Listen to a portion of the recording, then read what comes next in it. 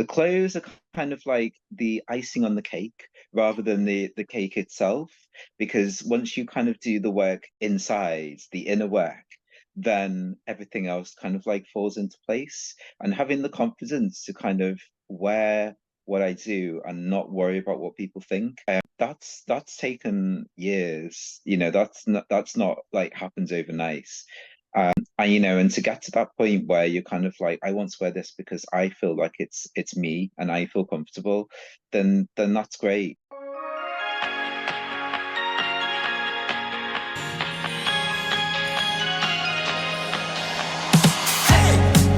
Okay. Hi, guys. Welcome back to another episode of The Pebble. And my very good friend, Dan, Dapper Dan, Scouse Dan from across the pond, is back. And we haven't talked in a while, and a lot has happened for him. So, this is just a free flowing, fun episode. And if you guys have been watching my Olympic episodes, you will know that there is a lot about the Pebble that is just about making good friends, having fun, because that feeds our soul. And Dan feeds my soul. Oh, So bless you. And you do too. Yeah. thank you. So, Dan, catch me up. So, um, I'm obviously like a massive Andrew Scott fan, and obviously the last year's film, All of Us Strangers, which for strangely for some reason you guys got first before we did, by a few months. Anyway, I We talk became about it really the last time you were here because yeah, we did, didn't it we? And was. so like the reverberations from that film are still happening. So basically, at the end of June, Andrew Scott was curating a Q&A at a film, an independent Irish film. He wasn't in the film, but he knew of people in the film. And so obviously, like I got told by one of the fan accounts. So I kind of looked at my schedule and thought, oh, I can make it. So I thought I'll just go. And I thought, obviously, he's not the main focus. So obviously, like it's not a guarantee, but if I get to meet him, then that would be absolutely amazing. And I ended up actually meeting a lot of the people behind some of the fan accounts, and beautiful friendships sort of like blossoming from that as well, which I think is absolutely lovely. And I think we may have talked about this before about gravitating towards the people, places, and things that kind of nourish your soul. And we talk about people nourishing our soul, but also places as well. And so, obviously, again, I think we talked about this before about like the locations in South London in the film. And I've been going to them quite regularly as well. I know somebody who was from the area south of Croydon where the film was partially filmed and set. And it's just been lovely, just sort of like, having all these things sort of happen as a result of the film, like the Pebble effect, and it really, really has honestly um made these sort of like past 6 months the best ever. Anyway, so we actually got to meet Andrew briefly. He was a bit pressed for time, obviously, but there was lots of paparazzi there and everything like that. Jamie Dornan was there and all sorts. And yeah, just really surreal. And yeah, so I got to it was only like a few seconds late, but yeah, I got to sort of meet him and quickly take a photo. My phone took ages, which was mortifying. But somebody actually, I found out later that somebody actually filmed us meeting, and I don't think anybody else got filmed. Um, and it ended up on TikTok. I'm not on TikTok, so I had to ask one of my friends, sounded like a dinosaur. I had to ask one of my friends what the comments said because I was like panicking, thinking, "Oh God, is it anything bad?" But it was all lovely, really, really, really nice feedback.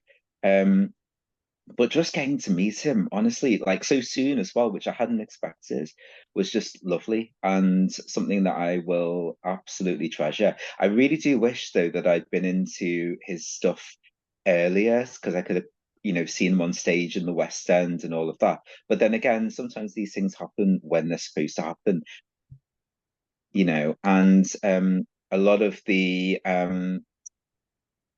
stuff that he did has actually been filmed for National Theatre live.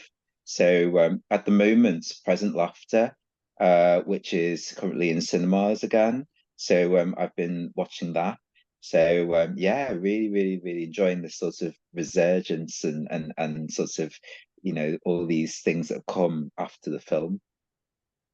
That is awesome. Well, what I loved most about what you said, besides the fact that you had this lovely moment with someone whose performance has obviously touched you so deeply Mhm. that they were gracious with you, is that you have developed more friendships and you really enjoy being a fan, and the real kind of fan, not, we sometimes think of, or we think about, Kathy Bates, right? When we hear Yeah, the yeah. word fan, we literally either think of fainting teenagers or weirdos. Oh But God, don't get me wrong though. Like inside, I was like, oh my God. fair enough. But there really is a place where people used to create notebooks and they used to enjoy following people's careers and appreciating someone's art, and that was actually considered like a hobby. And that people would come together, and you have been that way with anime, which is how we met, and you've Mhm. really done that with theater and now with some film, and you found people that have that shared appreciation Yeah. and that you're building friendships. And I just think that's so lovely, especially because it used to be from such an introverted place, and it was something, what you mostly did online, and now you've Mhm. really, like, you go places and you're meeting people. And it makes my heart so happy to see how much your love of something has not only the love's blossomed, but you've blossomed with it.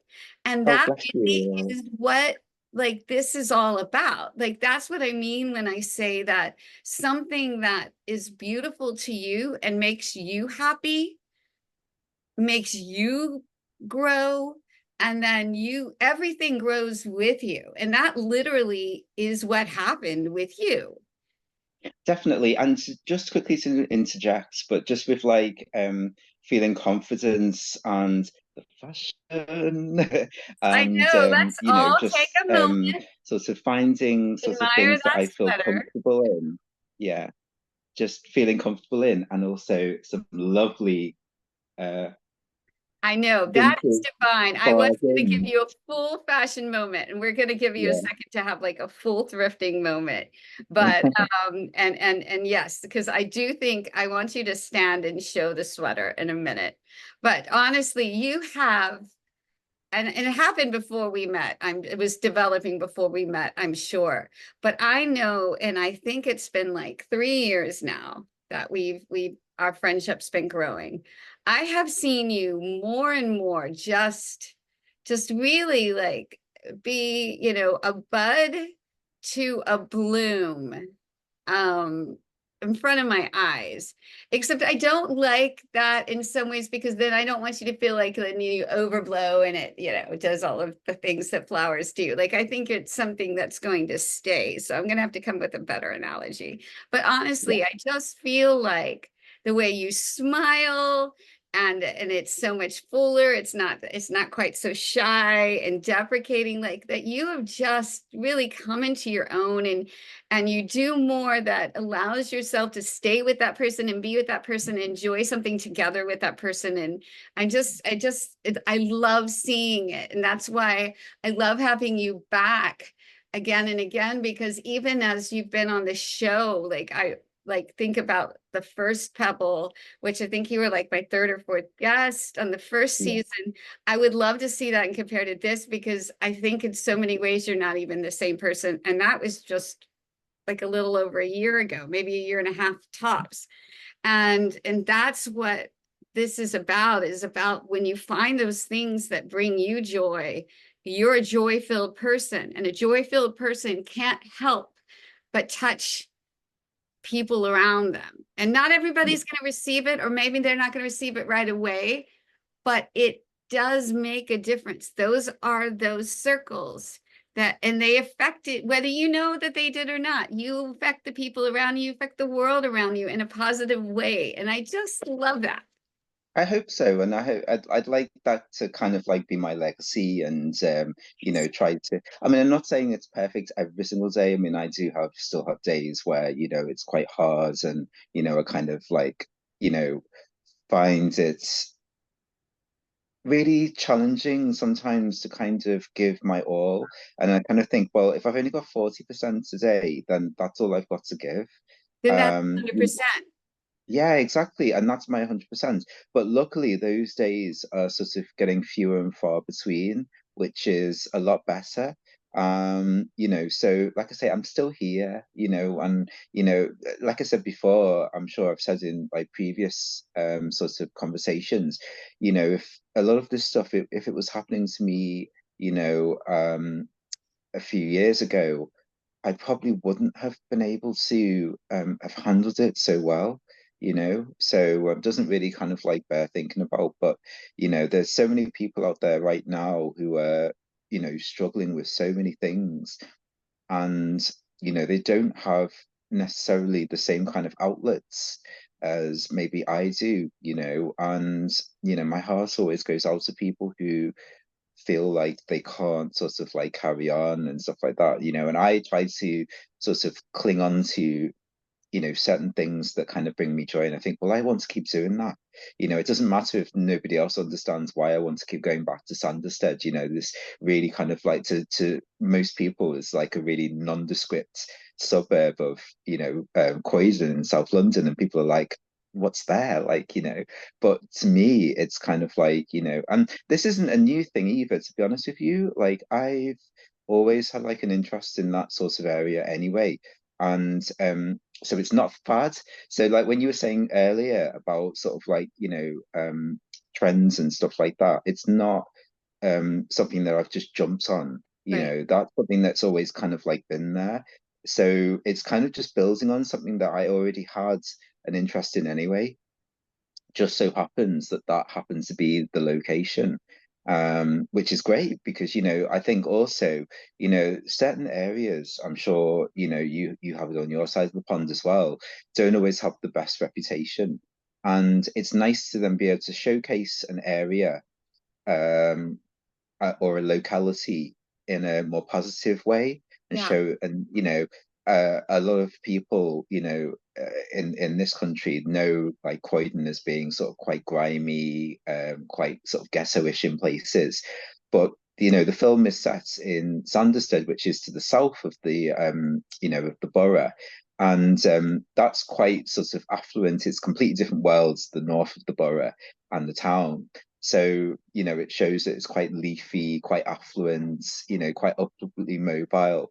Um, so I think it's nice to have a positive representation of places like Croydon in film, especially, because it's so easy to kind of play on stereotypes. I mean, we've said this before, Liverpool, you know we don't exactly have the best reputation, but that doesn't stop everybody wanting to come up here every single weekend, because they know that it's a great place to have a great time, you Right. know. But for years and years and years, we had, and we still do with some people, that horrible stereotype of, oh, you can't be on bricks, and everyone's on the dole, i.e. the sort of job seekers and all of that Right. sort of thing, and it's been quite hard to kind of like shake those sort of stereotypes, and we moved on a long, long time ago, but some people just don't really want to seem to let that go, Yeah, which is,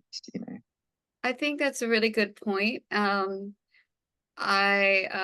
know we have much of that here as well, that uh we like to classify people, and then it's very hard to break free of those classifications, and mhm.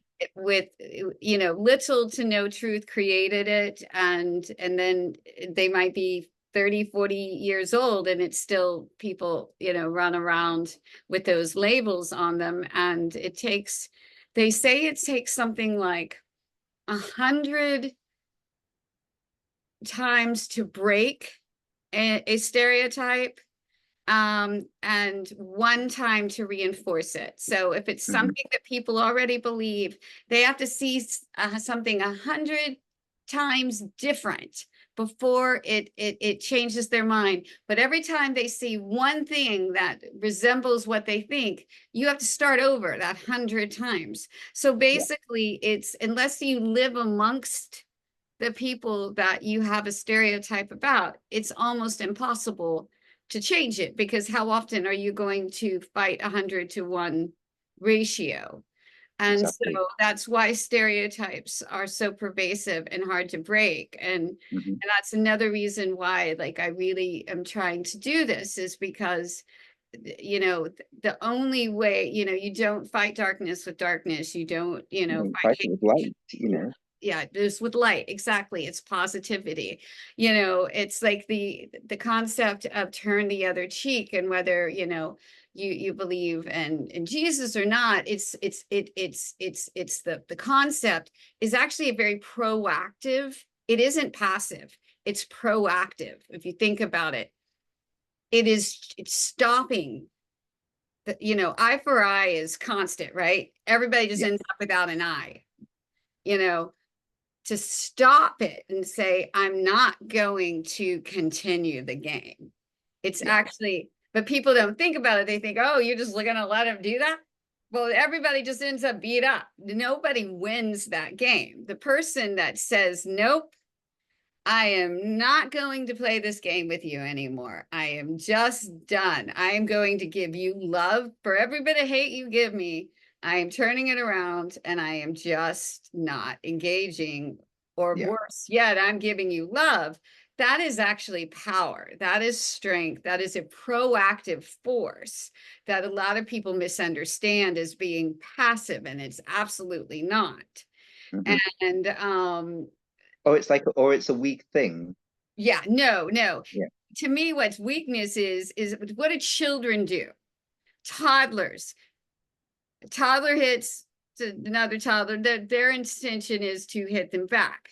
You have yeah, to have a higher level of thinking to say, I refuse to engage with you. I refuse to, I'm going to walk away. Now, obviously, there are examples where this is not the possibility, like someone breaks in my house and they're going for my child. I am not going to not, no, there are no, obviously exceptions, but the overall general, because I know someone's going to be like, I bet if somebody walked in and tried to hit your, that's a yeah, different yeah, situation. exactly. But Yeah. as a general statement, like that's why social media can get negative so fast, is because it's the eye for an eye, or worse yet, I hit back harder philosophy.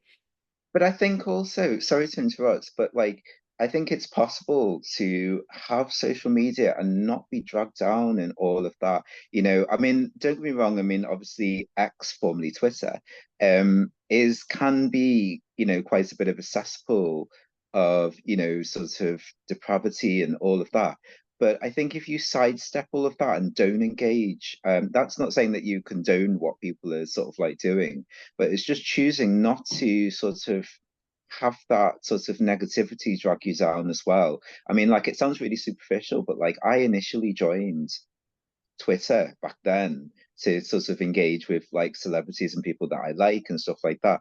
I'm fully aware that, people have full on score, full scale arguments on there. And I just kind of You think don't you're have to arguing with someone you engage. don't even know. I would rather kind of protect my peace and kind of either mute or block or anything like that. I don't care whether I've they think I've lost or whatever. I'm not bothered. I would rather protect that peace and quite frankly, my energy. Like, why Yes. would I want to waste my time, sort of arguing with someone that I'm probably never ever going to get to meet? You can't change once you realize you can't change what people think, and people are always going to have a certain opinion of you, good or bad. And yes, it hurts sometimes when you kind of think, oh, but they don't know what I'm really like, and oh, if they got to know me. The thing is, you're wasting your time. Yeah. And so people have already made up their minds about you, so it's pointless trying to convince them otherwise. you're the only one who's going to lose out. I agree completely. No, I absolutely believe social media can be positive. I mean, that's part of the reason why I do this. I say flip the Hmm. script. Social media can be positive, one pebble at a time. You know, that's part of my little thing. But yeah, but once you realize that that person has no intention of having Hmm. reasonability and discourse, then yeah, don't waste your energy. But Yeah. speaking of positivity and doing something you love, give us a little spin because this Right. worth a full show us the Argyle. Show us the Argyle. Looking So I for think Dapper from the bottom, so we're just going to get like the sorts of, Dan. Okay. All yeah. right. See, the other thing that Dan and I have in common is we both absolutely believe in thrifting. And it is both good for the wallet and good for the earth and good for the style, my friend. And now the blue jacket, which I love, but I have to say, like, I would think of that as a private school jacket, but there's a whole thing that I'm confused about when I watch your shows, because sometimes they seem to say public school when it means like something really hoity-toity. So is public school like private or public? I don't know, but it's very posh and very cute. Hmm. Thank you. So are I hoity do like the sort of the public or white private? piping. What? I'm sorry. Well, public, yeah, it's very sort of like Eton sort of esque, isn't it? Yes, yes. It Yeah, looks very Eaton. That looks that yes, that's what I would have yeah, thought. yes. But I love sort of finding pieces that I feel that are so me, and it's really nice. Like when my friends sort of like commented on one that I bought from a charity shop the other day, and she was like, "That's so you," and I was just like, "Thank you," and it was just like when you kind of know, like I say, there was one that I saw previously, um, not in the same shop, but a few doors down. And I kind of looked at it and sort of like hesitated. I was a bit like, not sure. And I didn't buy it. And I came back about a week or so later, considering the fact that I live like 200 miles away as well. Not my local charity shop either. But I thought, let me just go and see if it's still there. And it was. And I just thought that's if I need it, that's a sign Yeah, I do at the things like time. So that. I got it, to be honest with you. At first, I actually thought it was a women's blazer. And I was a bit like, oh, I don't know, like if this is or not. But I thought it's in the men's section. Um, and then I kind of thought, you know what? This looks really, really, really nice. And there's lots of things that you can wear it with. But like I say, I just wasn't 100% sure, so I thought I'll just leave it. And if I'm meant to have it again, I'll if I come back, then hopefully it'll still be there. And it was, That's my and that was test that too. was lovely. I say that all the time. I'm like, well, this will be my test if it's here waiting for me. And that's another side, like for me, of the pebble with like things like thrifting and such, if they give you that lift, because like wearing that cardigan, you got a lift and you Yeah, wear that jacket. And like you said, it made you feel good when they went, that's so you, you know? exactly. But it's not just relying on the clothes themselves, and obviously, No, like I say, the confidence within, and that's obviously taken a long time to kind of like work on. The clothes are kind of like the icing on the cake rather than the cake itself, because once you kind of do the work inside, the inner work, then everything else kind of like falls into place. And having the confidence to kind of wear what I do and not worry about what people think, that's taken years. That's not like happens overnight. And to get to that point where you're kind of like, I want to wear this because I feel like it's me and I feel comfortable, then that's great. And I kind of use the same philosophy with people that I sort of like meet or who I feel are meant to be in my life.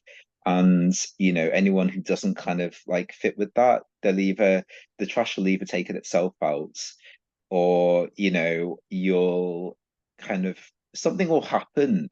You'll always be given a sign if you're paying attention. yeah.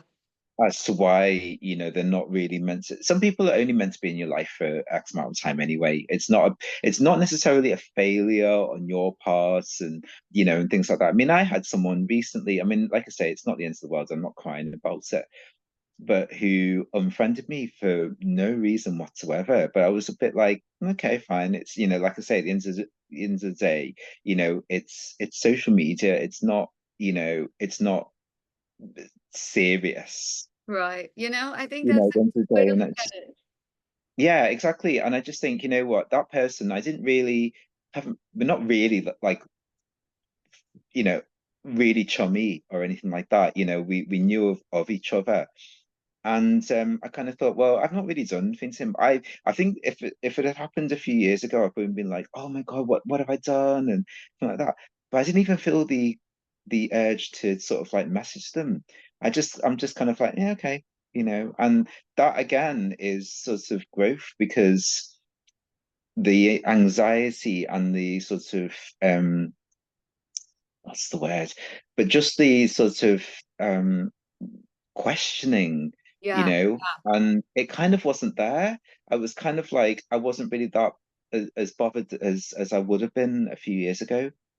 Good. Um, so which is great. And also, anyway, new people come into your life, so you kind of tend to forget about the other ones who don't really kind of engage with you on a regular basis. So it's no sort of like huge loss if somebody does decide to kind of sort of leave your life, really, especially if you haven't really spoken to them for a long time either. Yeah. I think that's a really good way to look at it when you realize Mm, you didn't do anything wrong. no, And, if they weren't engaging actively in your life, and you've got lots of people who are supportive coming in, and that's all you can do. And I think that's that's a good sign of growth. And I won't be unfriending you. And it. you'll be coming back on the Pebble at some time in the near future. And Definitely. um, I'm so so sorry it's been so long, but like say I some know. life's happened, and also, there's been lots of exciting things that have been going on and stuff like that. But it's nice to kind of like, I'm very grateful. Thank you very much for having me on again, My and pleasure. to be able to kind of like dip in every now and again, which is lovely. And I think it's really, really helped me, to be honest. Well, For I'm however long we've been kind of like doing it, because it's been a great way to kind of sort of express those things that I've kind of been going through, but I haven't really had a proper outlet for them. So this has been absolutely, fantastic, and it's very it, it sort of helps, sort of with, again, with the confidence, being able to kind of like do something like this, which is going to potentially go out, to sort of like so many people. And years ago, I never ever would have thought of like doing something like this, because I'd be like so self-conscious, thinking, "Oh my God, looks like I look like rubbish. Oh my God, what's this? My clothes are not straight. And this, that, the other." Now I'm just kind of like, yeah, there's wrinkles there. Yeah, yeah, there's creases there. Whatever. Well, you're That sort of perfect thing. to me, and I'm glad you're my guest. You've done Thank wonders for you. me. And so thank you. And I hope all of my viewers will thank you, Dan. And we'll see you soon. See you soon. Mwah. Bye, Dan. Bye. Thank you guys Bye. for joining us for another episode of The Pebble. Bye now.